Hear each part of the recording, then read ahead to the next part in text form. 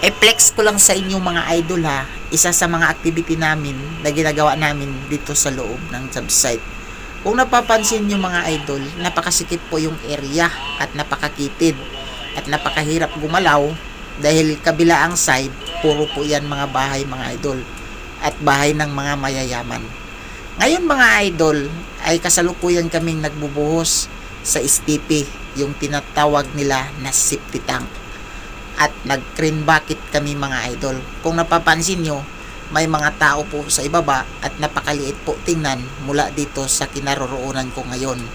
At yan po ay napakalalim po mga idol mula dito sa aking pwesto ngayon.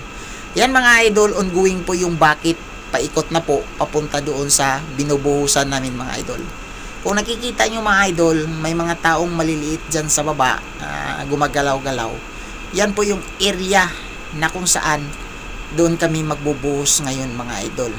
Kung napapansin nyo, may alulod na nakahanda o nakaabang para dyan sa bucket na binibira ng tower crane. Dyan ko po itapat yung bucket mga idol dahil hindi po siya masagad dito sa pinakamalapit sa puno, yung concrete bucket mga idol, dahil sagad na po yan sa bumab. Kung papansinin nyo mga idol, napakaliit yung mga tao dyan sa tapat ng pinagbubuhusan ko mga idol. At napakalayo po yan mga idol mula rito sa aking pisto. Ganyang kataas yung inaakyat ko mga idol, araw at gabi. Kasi gabi, bumababa ako dito sa unit para mag-out.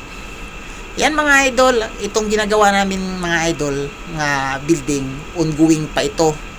At halos hindi pa nangalahati yung hukay mga idol, dahil medyo mabagal yung paghuhukay mga idol dahil yung area po ay makitid at napakasikip at hirap po yung gumalaw yung bako.